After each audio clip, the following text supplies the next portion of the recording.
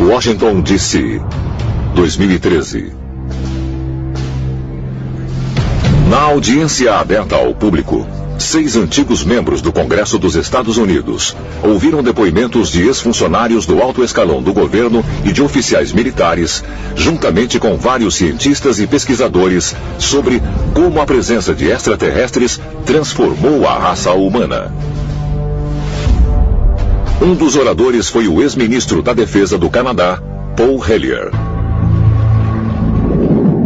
O povo americano e todas as pessoas do mundo têm o direito de saber. OVNIs são tão reais quanto os aviões que voam por aí. Nós vivemos num cosmos cheio de vida. Ver um ex-ministro da Defesa e vice-primeiro-ministro comparecer e dizer que o fenômeno dos OVNIs é real e que estamos sendo visitados e que há um encobrimento do governo é, por si só, sensacional. E também expressou-se a ideia de que algumas civilizações alienígenas estão preocupadas com a humanidade e que não querem partilhar tecnologia com a raça humana, por medo de que não estamos prontos para isso, que faríamos mau uso desta tecnologia. Nós somos, afinal, uma raça que usou bombas atômicas em nosso próprio povo.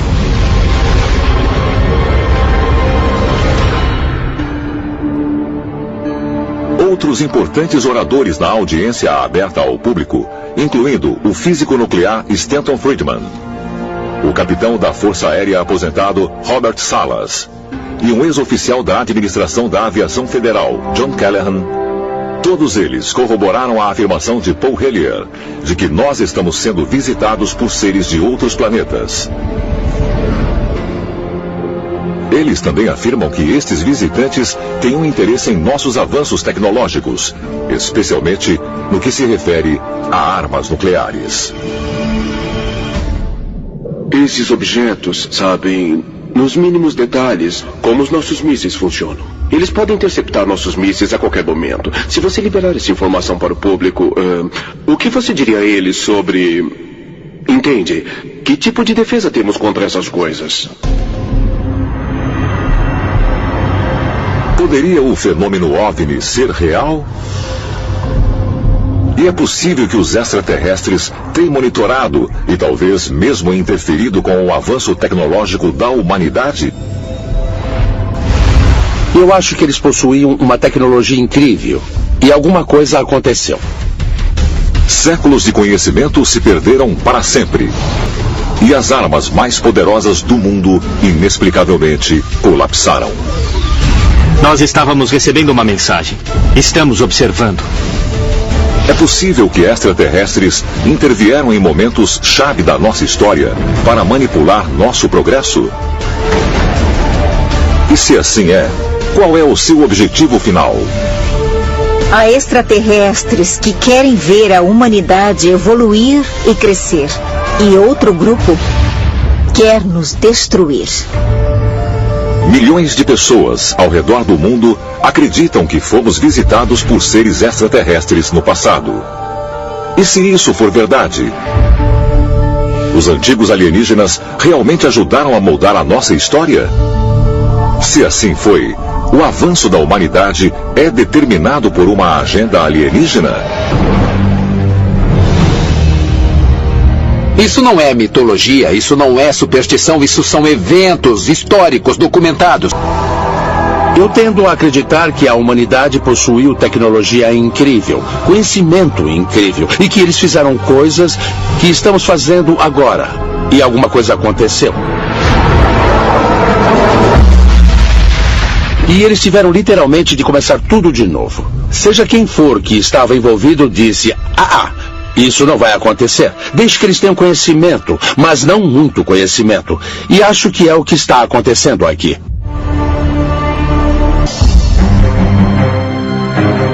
De acordo com o documento oficial da NASA, publicado em 2007, chamado Objetos Voadores Não Identificados na Antiguidade Clássica, houve um substancial número de misteriosos encontros durante o nascimento e a queda do Império Romano.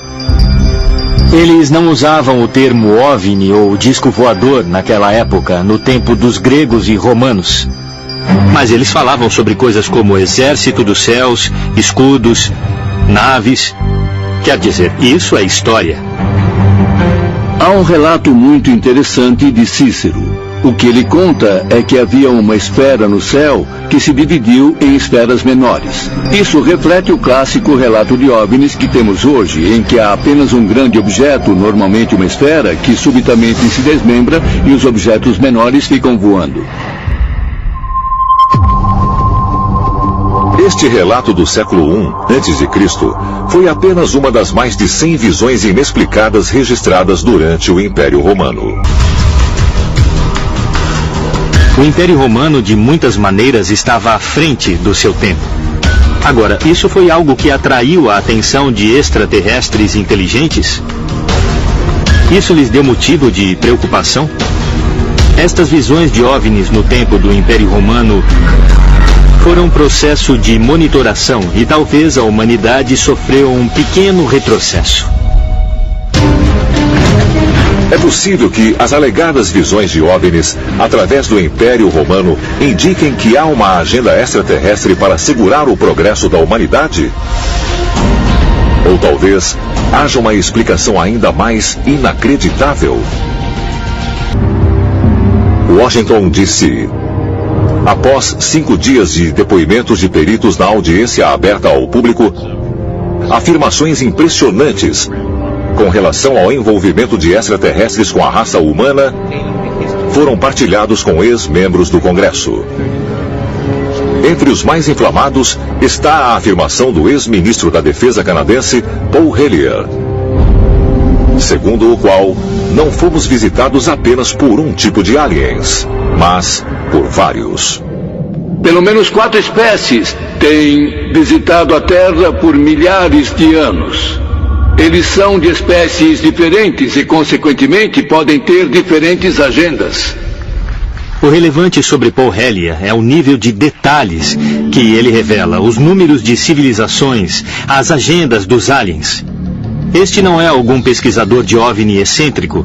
Este é um político ainda profundamente conectado. Ele tem um número de fontes governamentais e militares e da comunidade de inteligência de alto nível.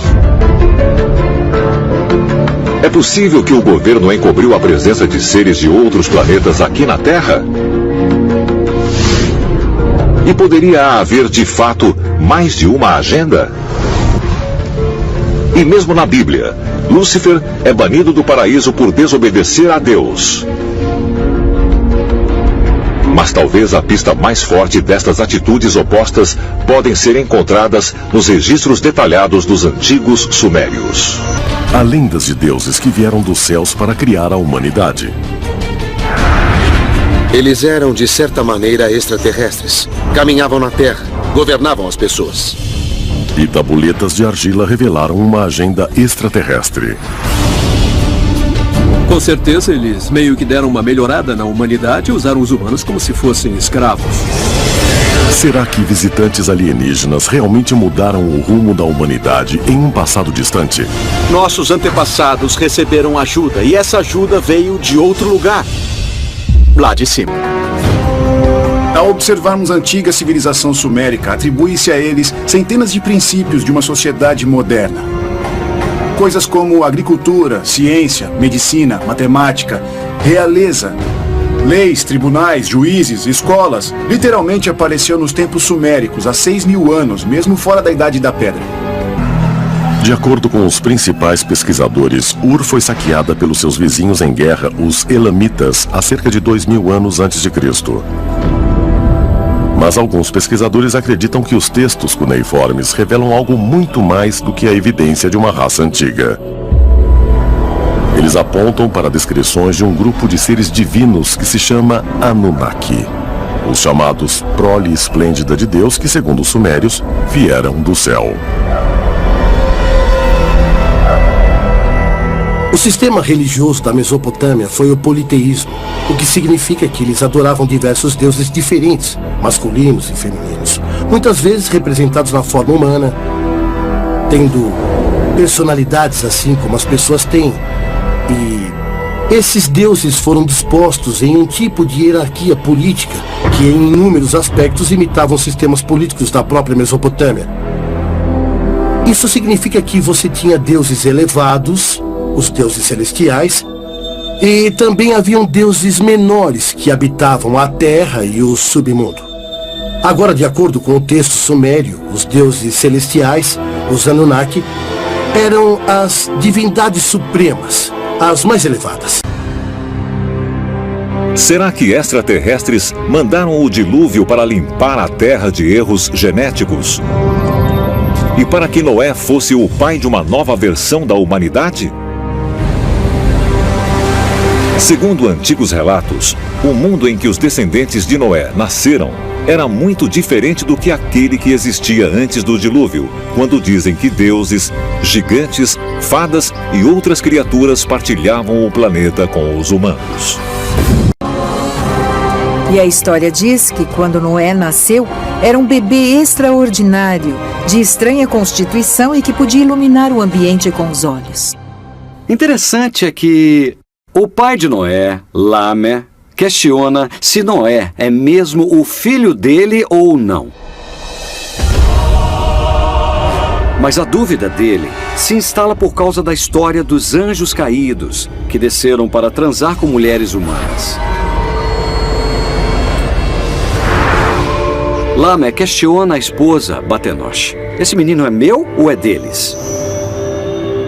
O aspecto de Noé é descrito como muito estranho. Diziam que os olhos dele brilhavam como raios de luz e a pele dele brilhava também. Então, nos resta apenas uma pergunta. E se Noé fosse, na verdade, um extraterrestre? O dilúvio parece servir de ponto de demarcação. Na Bíblia, lemos como as pessoas tinham vida longa antes do dilúvio, mas depois dele, a vida encurtou muito. Vemos a mesma coisa na tradição mesopotâmica com a lista dos reis sumérios, que governaram a Mesopotâmia até idades extraordinárias antes do dilúvio. Mas depois, a duração dos reinados desses reis ficou muito mais curta. Outra coisa que aconteceu antes desse ponto demarcatório é que os deuses estavam entre nós. Havia uma íntima interação entre o humano e o sagrado. Os deuses nos orientavam e podiam ser tentados. Havia interação. Deuses podiam se casar com mortais e havia descendentes dos deuses. Agora, os deuses não estão presentes. Então há teorias de que esse foi o momento de uma virada na história humana. O elemento-chave de Noé é que ele é puro aos olhos de Deus. E a família dele também. E essa pureza parece ser genética, embora para nós pareça espiritual. Para exterminar o resto da humanidade, o que ele exterminou foi a dimensão extraterrestre da humanidade, que aconteceu através da poluição da genética humana. Dizem que os extraterrestres, na verdade, podem estar ligados a líderes mundiais, monitorando todos e cada um de nós, em um esforço para buscar os vigilantes que ficaram escondidos entre nós por milhares de anos.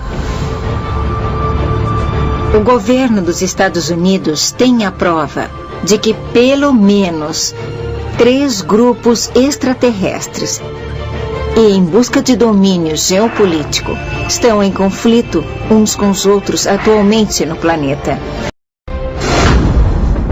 Se os extraterrestres realmente vieram para a Terra para ajudar a humanidade, o que aconteceu com eles? Talvez a resposta seja encontrada em uma das mais poderosas sociedades secretas do mundo antigo que ainda existe hoje. 24 de março de 2014. 58 líderes mundiais se reuniram no Fórum Mundial de Haia para a 3ª Cúpula Bianual de Segurança Nuclear. No centro da sala havia um holograma gigante girando em uma pirâmide, com 3 pequenas pirâmides de cabeça para baixo dentro dela. Esse símbolo, que também é usado como um bottom pelos delegados, é o logotipo oficial da cúpula. Mas há quem diga que ele representa outra coisa. O olho que tudo vê dos Illuminati. E essa sociedade secreta secular está viva e bem no século XXI, como comprovado pelos símbolos mostrados por celebridades, magnatas da indústria e até mesmo chefes de Estado. Os Illuminati dos dias modernos foram organizados por Adam Weishaupt na Alemanha. Ele formulou planos para que seu grupo pudesse se infiltrar em todos os poderes fundamentais da sociedade, nas esferas políticas, financeiras e midiáticas no final de 1700. Quando falamos sobre os Illuminati hoje, falamos sobre a sociedade secreta mais poderosa que existe. São as pessoas que controlam tudo pelos bastidores. Isso é apenas paranoia, ou será que os Illuminati ainda existem hoje, infiltrados nos mais altos níveis da sociedade? E se for assim, o que eles pretendem? Alguns dizem que a resposta pode ser encontrada em uma sociedade secreta ainda mais antiga e que pode ser a precursora dos Illuminati, os Cavaleiros Templários. Esse grupo de monges guerreiros foi formado em 1118 para proteger os peregrinos que viajavam a Jerusalém durante as cruzadas. Mas muitos afirmam que seu verdadeiro propósito era encontrar relíquias religiosas perdidas, escondidas no monte do templo. E durante seu tempo em Jerusalém, eles passaram de uma relativa obscuridade à ordem mais poderosa das cruzadas. A influência deles era tão grande que havia muitos rumores de que estavam ligados a demônios. Jacques de Molay, a principal figura histórica da Ordem dos Templários, foi preso sob acusação de traição e heresia, por alguma coisa como adoração ao diabo, por alguma forma de adoração do lado negro. Essa foi a acusação contra não só de Molay, mas contra os Cavaleiros Templários em geral.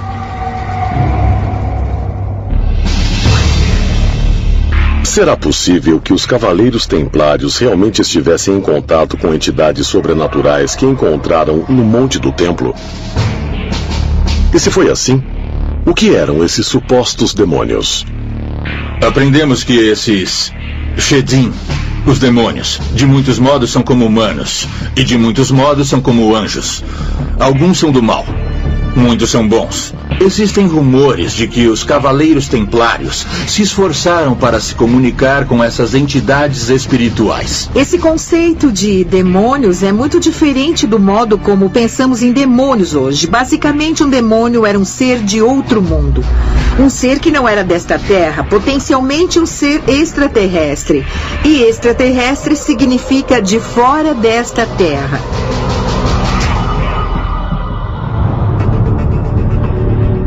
Teriam sido os Templários realmente influenciados por alienígenas mal interpretados como seres espirituais? Alguns teóricos dos antigos astronautas dizem que os Cavaleiros Templários estavam em contato com os mesmos extraterrestres, conhecidos nos tempos bíblicos como os Vigilantes.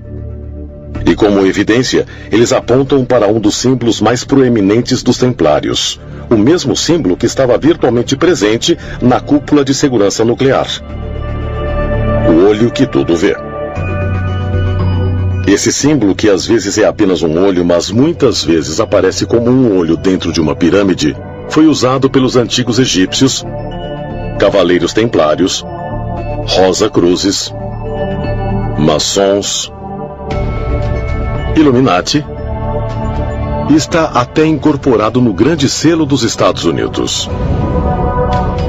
É um símbolo mais comumente interpretado pelo significado de que alguém ou alguma coisa está nos observando.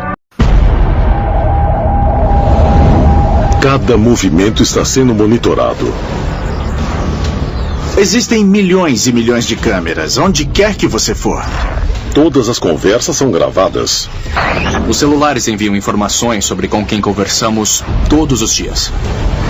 E todos os segredos estão expostos. Estamos chegando a uma situação em que, ao apertar uma tecla, você pode descobrir o que quiser sobre uma pessoa. Com o avanço da tecnologia, existem informações sobre tudo e todo mundo. Está se tornando mais acessível do que nunca.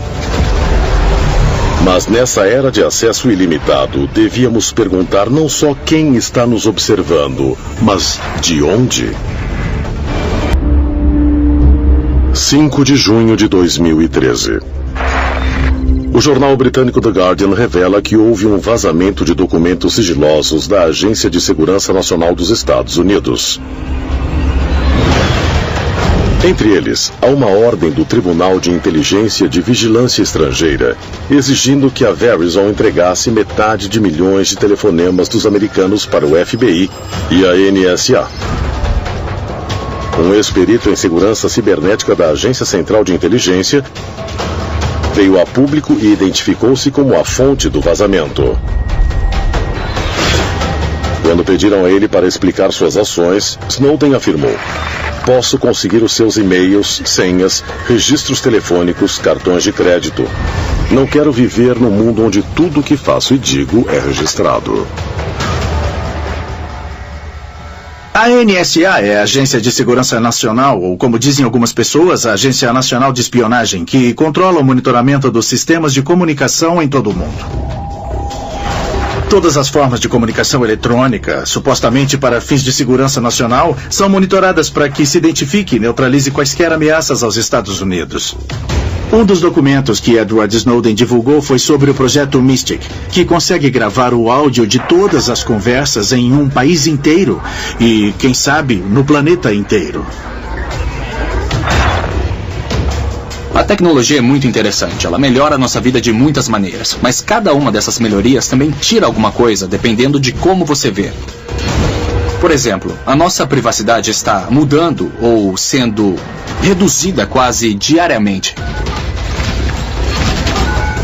Nunca vivemos em uma sociedade como a atual, onde existem tantos microfones, milhões de câmeras em todos os lugares onde vamos. Estamos transferindo nossa vida inteira para uma coisa chamada nuvem. Estamos chegando a uma situação em que, ao apertar uma tecla, você pode descobrir o que quiser sobre uma pessoa. Com a tecnologia avançando a um ritmo cada vez maior, ganhamos maior acesso à informação uns dos outros, nos tornando mais interligados do que qualquer outro período da nossa história. Existem aqueles que acreditam que essa evolução da tecnologia não é criação totalmente nossa.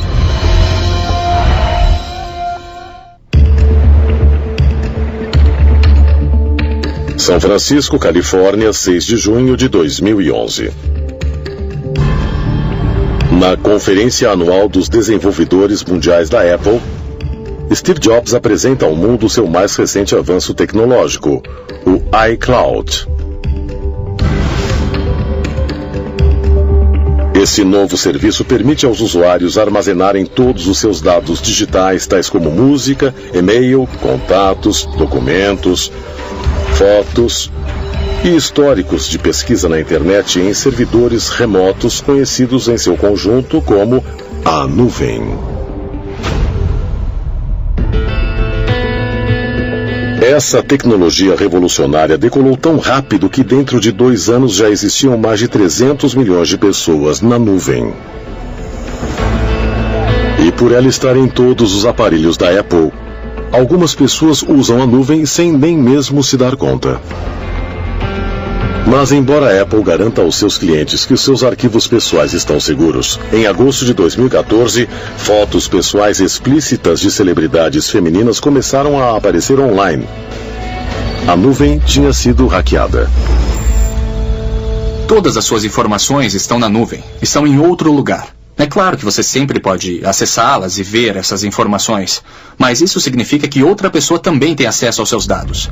Esses dados podem ser seus e-mails, suas mensagens, suas chamadas telefônicas, suas mensagens de voz.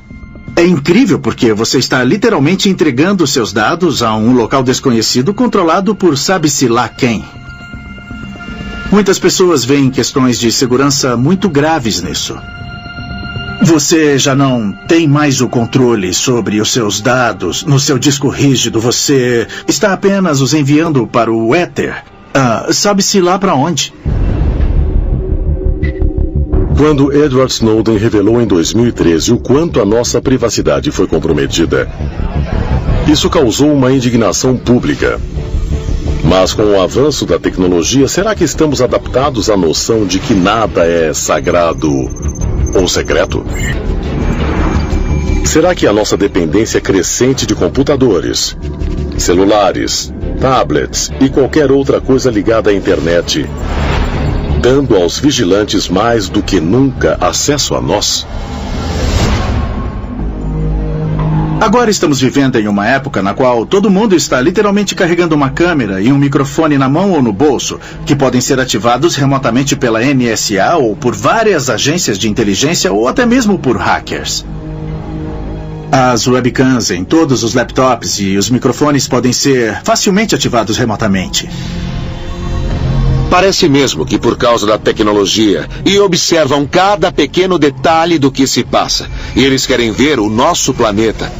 Cultivar certas civilizações que são voltadas para a tecnologia.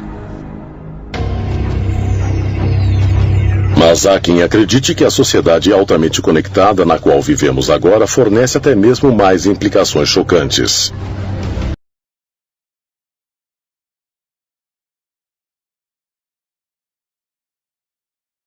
Seriam os anjos seres sobrenaturais vindos do céu ou algo mais? Na verdade, eram seres extraterrestres de carne e osso que visitavam a Terra muito tempo atrás. A palavra anjo é um erro de tradução. Em hebraico, o correspondente de anjo é malach. Entretanto, a tradução correta não é anjo, mas na verdade é mensageiro. Em grego, a palavra angelos não é anjo, e sim intermediário, mediador. E qual é a verdade por trás dessas histórias? É que existem esses intermediários, esses mediadores, trazendo recados de alguém chamado Deus. Por definição, anjos são de outro mundo. Anjos são extraterrestres. Não são deste planeta. Assim, por definição, ETs e anjos são a mesma coisa. Nossa concepção moderna de ET mudou, mas há milhares e milhares de anos, quando os anjos viviam entre nós, nossos ancestrais não os chamavam de ETs, eles os chamavam de anjos e sabiam que não eram deste mundo, não eram deste planeta. Anjos. De acordo com uma pesquisa realizada em 2010, quase 70% dos americanos acreditam em anjos. Mas o que são eles? Enviados alados de Deus, como descritos na Bíblia? Existem sorridentes querubins nos observando em nuvens ao sabor do vento? Ou seria algo muito maior? O conceito do que é um anjo, obviamente, é bem conhecido, ainda mais na cultura americana. E também existe nas culturas latina, grega e babilônica. Quando pensamos em anjos, imediatamente lembramos da Bíblia. Mas em textos da internet e em livros, descobrimos que as pessoas recebem visitas de anjos todos os dias. No livro do Gênesis, os anjos são descritos como seres divinos enviados à Terra como mensageiros de Deus. Havia o desejo de que Deus interagisse com os seres humanos, mas não parecia digno que Deus agisse diretamente, então ele enviou seus mensageiros. Mas será que os chamados mensageiros de Deus desempenhavam outra função? Uma não tão benevolente ou benigna?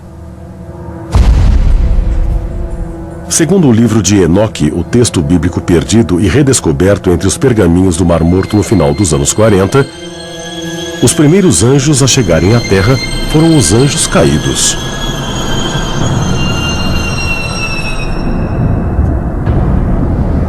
Foi no Monte Hermon que os anjos caíram do céu. Que os anjos caídos vieram habitar a Terra. Eles queriam tomar o poder e, por causa disso, foram expulsos do céu, jogados na Terra. Agora, para mim, Parece mais um caso de rebelião em que os extraterrestres vieram para a Terra, houve um desentendimento e eles se dividiram em duas facções diferentes. O grupo que decidiu se separar é aquele a quem hoje nos referimos como anjos caídos. Enoque acreditava em anjos caídos e em visitas divinas, mas tudo que ele diz em suas escrituras parece lembrar, para mim, visitas extraterrestres. A nave que ele viu, a montanha em que ela pousou e o jeito que eles o conduziram e contaram coisas.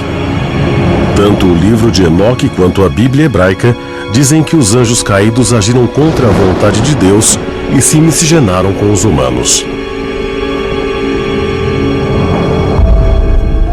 No Gênesis 6, fala dos filhos dos deuses, deuses no plural, copulando com as filhas dos homens. E há uma certa conotação maligna nisso. Como os anjos podem fazer sexo? Enoque descreve o ato. Alguns extraterrestres ficaram na Terra, tiveram relações sexuais com nossas mulheres, e isso está escrito no livro de Enoque. Não é invenção minha. Enoque nunca os chamou de deuses, mas de guardiões do céu ou vigilantes.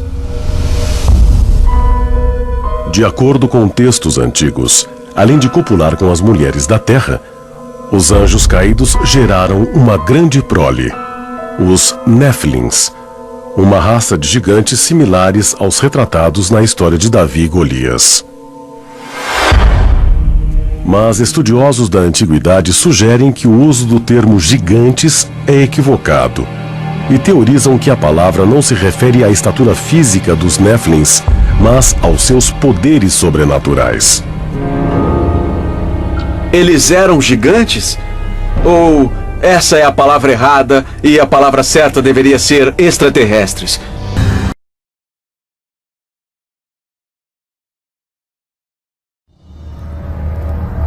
O personagem que conhecemos como Satanás realmente era um ser extraterrestre? Aquele que se indispôs com sua própria espécie para viver entre os nossos distantes ancestrais? Ele, junto aos demais chamados de anjos caídos, na verdade tiveram uma discórdia com Deus. E não por maldade ou arrogância, mas ao invés disso para ajudar a humanidade. É importante que nos lembremos que Satanás faz parte da categoria dos anjos chamados serafins.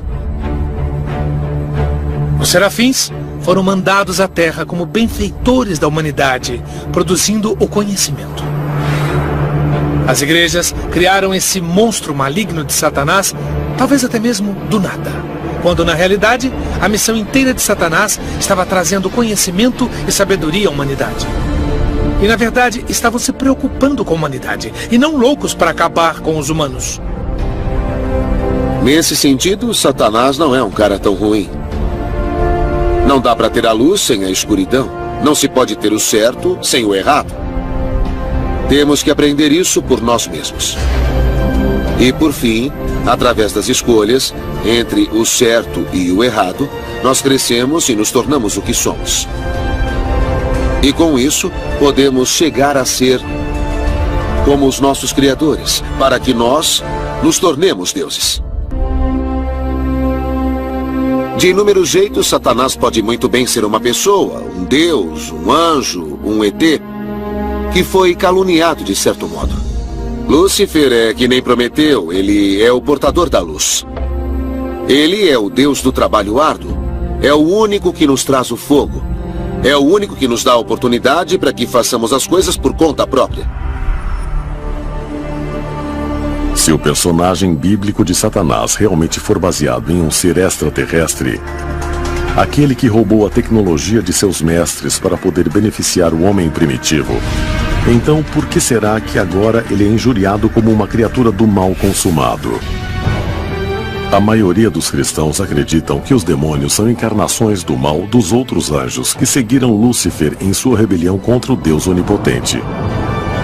Eles têm nomes como Belzebu, Asmodeus, Maluk e Mammon, e se dedicam a corromper as almas da humanidade.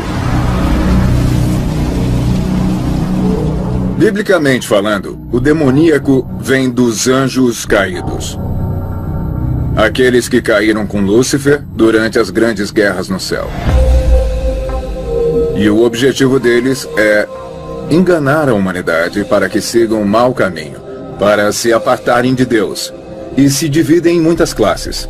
Eles têm as ocupações mais básicas lá de baixo e seguem por toda a extensão até o estrategista, que está governando nos bastidores os assuntos da humanidade.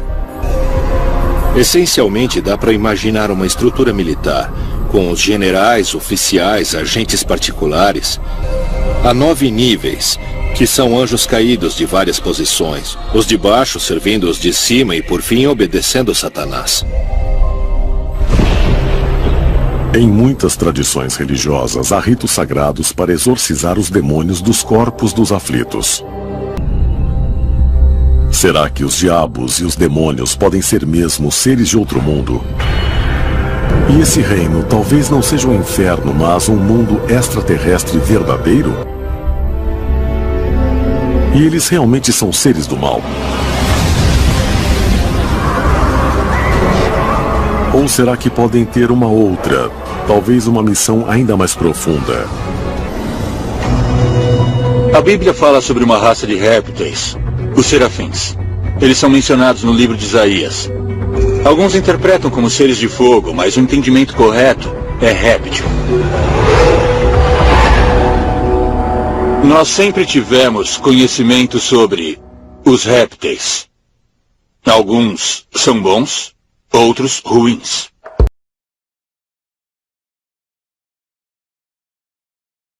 A meta dos reptilianos é muito simples. Eles estão procurando dominar a vida na Terra. Já há milhares de anos, ou muito mais, infiltrando-se cada vez mais na sociedade humana para copiarem a imagem do ser humano. Para centralizar o poder nas mãos daqueles que representam o seu interesse, de forma que eles possam governar de um ponto central. Será que o fato dos répteis parecerem e terem um aspecto hostil significa que eles querem nos dominar ou então nos exterminar? Eu não sei. Nós podemos olhar pela perspectiva de que somos como gado. Os reptilianos não têm a menor intenção de nos dizimar, mas em certos aspectos somos úteis para eles da mesma forma que uma vaca é útil para o fazendeiro. As histórias que existem sobre entidades reptilianas que vivem embaixo da terra são muitas para que sejam descartadas. Em toda a história, sempre ouvimos falar de seres metade humanos, metade répteis. Será que isso pode ser mais do que mera fantasia? E se for, será que eles podem ser visitantes de outro planeta? E você fica se perguntando se não existe alguma verdade nas histórias de intervenção de répteis no planeta Terra.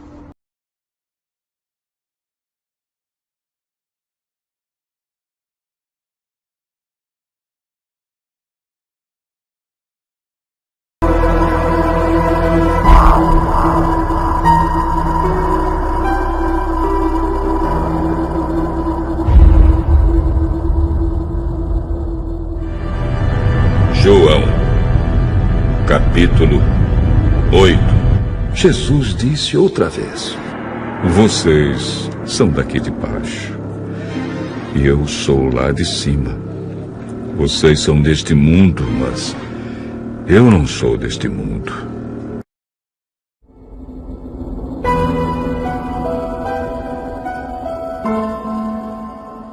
Era um ser de outro mundo. Um ser que não era desta terra, potencialmente um ser extraterrestre. E extraterrestre significa de fora desta terra. De acordo com os evangelhos do Novo Testamento da Bíblia, nos meses antes de sua morte, Jesus leva 3 de seus apóstolos longe da aldeia em que está hospedado, e juntos eles vão para uma montanha próxima. A história aqui é que Jesus subiu um monte alto com Pedro, Tiago e João. seus 3 seguidores mais próximos. Enquanto eles estavam ali, um objeto brilhante pairou sobre eles e disseram que Moisés e Elias apareceram. Enquanto eles estavam lá, o corpo de Jesus começou a brilhar muito. E quando eles terminaram essa visita, eles desceram a montanha e Jesus disse aos discípulos para não contarem a ninguém sobre isso, só depois da sua crucificação e ressurreição. Isso me diz que talvez o corpo de Jesus passou por algum tipo de transformação, que mudou o seu corpo de modo que, quando ele ressuscitou dos mortos, seria um corpo que nunca iria morrer de novo. Segundo a Bíblia, se passaram vários meses após esse incidente até as autoridades romanas prenderem Jesus e o matarem através da crucificação. Sabemos que após a crucificação na sexta-feira à noite, ele é colocado em uma tumba. No domingo, quando Maria Madalena e as outras mulheres vêm para ungir seu corpo, a tumba está vazia. A pedra tinha sido retirada e seus panos de sepultamento foi tudo o que restou. Apesar de dizerem que Jesus se elevou para um reino celestial, está escrito que ele se elevou corporalmente, com base também em eventos que ocorreram logo após a ressurreição, que indicam que ele pode ter tido uma origem extraterrestre. No Evangelho de Mateus, no capítulo 28, diz: um anjo de Deus desceu do céu, rolou a pedra, se sentou sobre ela, e sua roupa era branca e brilhante. Então temos um relato de um ser que esteve lá. Isso significa que poderes de outro mundo estavam envolvidos na ressurreição de Jesus. Quando as pessoas vêm para a tumba, elas encontram a tumba vazia. Eles descrevem em 2 evangelhos os jovens rapazes com roupas que estavam brilhando, e parece com encontros extraterrestres dos dias de hoje, onde vemos seres de luz. Então eles dizem: por que vocês estão procurando o vivo nos mortos? Jesus se foi, como ele disse que aconteceria. Será que os extraterrestres podem ter as respostas finais para a vida, a morte e a ressurreição? E se for assim, será que a humanidade já possui esses segredos? De acordo com a Igreja Católica, é um mistério que os humanos não conseguem entender. Mas alguns acreditam que, em vez de uma transformação física, Jesus é ressuscitado metafisicamente durante a missa. E que Jesus era, e ainda é, um ser avançado que pode se mover de uma dimensão para outra. Como prova, eles citam o que Jesus disse aos seus seguidores sobre o poder de se reunirem em grupos para invocar o seu nome. Cristo disse: onde 2 ou mais estiverem reunidos em meu nome, eu estarei lá também.